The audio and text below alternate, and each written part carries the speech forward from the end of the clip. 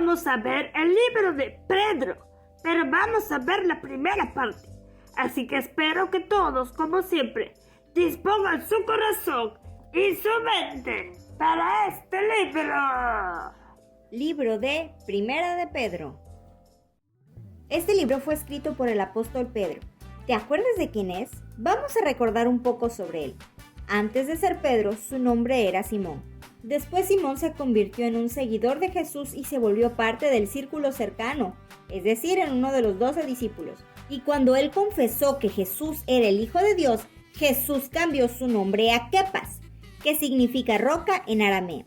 Pero después fue traducido al griego como Petros o Pedro. Jesús le dijo a Pedro que sería uno de los líderes importantes que construirían la iglesia de Cristo. Y así fue. Después de la resurrección de Jesús, toma un papel sumamente importante para que la iglesia fuera edificada. Esta carta la escribe Pedro alrededor del 60 al 64 después de Cristo y probablemente desde Roma. Los primeros cristianos sufrieron mucho, fueron maltratados, perseguidos por creer y obedecer a Jesús. Pedro experimentó esta persecución, ya que él mismo fue perseguido, fue golpeado, amenazado y encarcelado muchas veces por predicar de Jesús. Muchos hubieran renunciado a Jesús con tal de ya no sufrir estas persecuciones, pero Pedro conocía a Jesús y Pedro sabía que Jesús es real y es el Hijo de Dios. Por eso es que puso toda su confianza en Jesús y eso le permitió seguir hablando de él a pesar de las persecuciones. En esta carta, Pedro le habla a la iglesia que es perseguida por su fe, para darle ánimo, esperanza y exhortarlos a seguir a Jesús y no rendirse. Pedro vio a muchos hermanos ser torturados y vio morir a otros, a causa del nombre de Jesús. Entonces imagínate qué tan seguro y convencido estaba Pedro en Jesús, que a pesar de ver y vivir todo esto, él jamás dejó de hablar de él. Chicos, vamos a hacer una pequeña pausa. Tina nos trajo una muy buena información respecto a un ¿sabías qué? Así que bueno, Tina, explícanos qué es lo que investigaste. ¿Y tú sabes cómo se hace el oro? La mayoría proviene de depósitos de listones, que son grandes concentraciones de metales en las grietas de las rocas. Aquí se procede a la extracción de los minerales mediante la minería. Aquí una gran trituradora convierte los pedazos de piedra en una gravilla y esta se debe pulverizar hasta conseguir una textura arenosa. Se le añade agua y cianuro y luego se muele en otra máquina hasta formar una pasta. Los restos sólidos de esta pasta se pasan a otra máquina, en donde el oxígeno hace reacción química con el oro. Después a esta mezcla se le agrega magnesio, flúor, sílice, bórax, nitrato de sodio. Esta mezcla separa el oro de las impurezas y después todo se vierte en el horno de fundición que está a 6.300 grados Celsius. El horno gira mezclando el contenido uniformemente. En 2 horas y media el oro más pesado se hunde en el fondo y las impurezas flotan en la superficie. Quitan las impurezas y se toma una muestra para ver que ya no tenga impurezas. Si este oro sigue teniendo impurezas, se regresa al horno hasta que ya no tenga.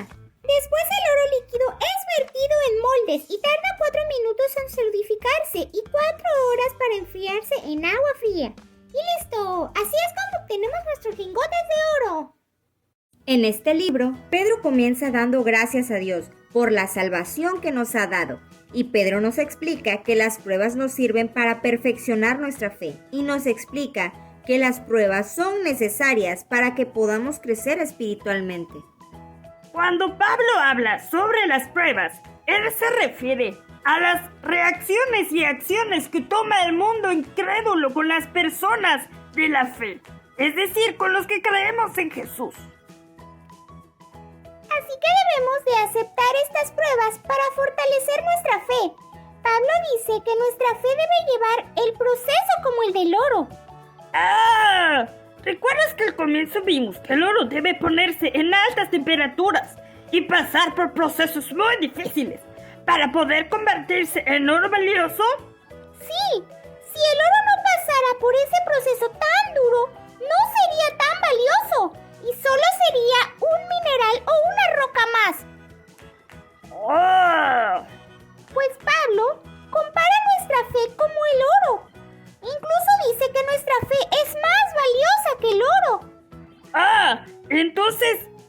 todos esos procesos difíciles los debemos pasar nosotros para que nuestra fe en Jesús aumente.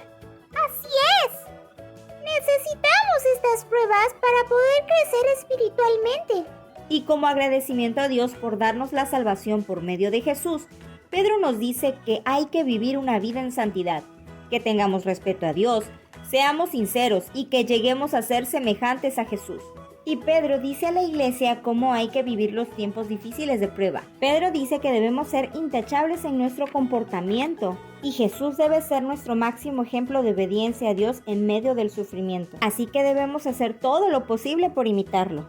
Pedro dice que cuando venga la persecución a nuestra vida a causa de Jesús, debemos ser agradecidos en todo momento a Dios, tomar lo mejor de la prueba y ver de qué manera podemos sacar lo mejor de nosotros durante esa prueba y siempre tener confianza en Dios. Pedro nos advierte que debemos tener cuidado en no alejarnos ni apartarnos de Dios, porque si llegan las pruebas a tu vida y tú no estás pegado a Dios, es más fácil para el diablo poderte engañar y alejarte de él. Y por último, Pedro nos recuerda que un día todos deberemos dar cuentas a Dios de lo que hicimos en esta tierra. Todos seremos juzgados, tanto los que creemos como los que no creen en él.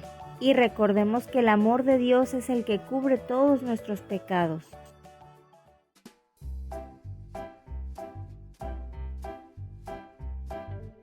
Vamos con el versículo a memorizar.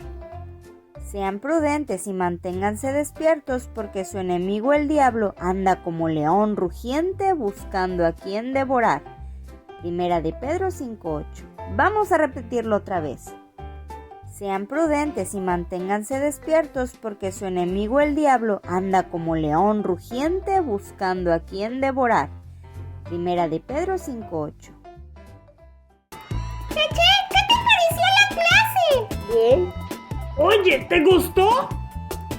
¿Tú crees que es necesario aprender de Papá Dios? ¿Sí? ¿Por qué?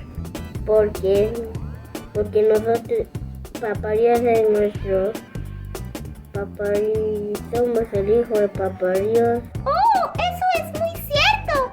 Bueno, ¿qué te parece si nos despedimos de nuestros amigos? Sí. Bueno, entonces dile que nos vemos para el próximo video. Adiós, nos vemos en el próximo video. ¡Adiós!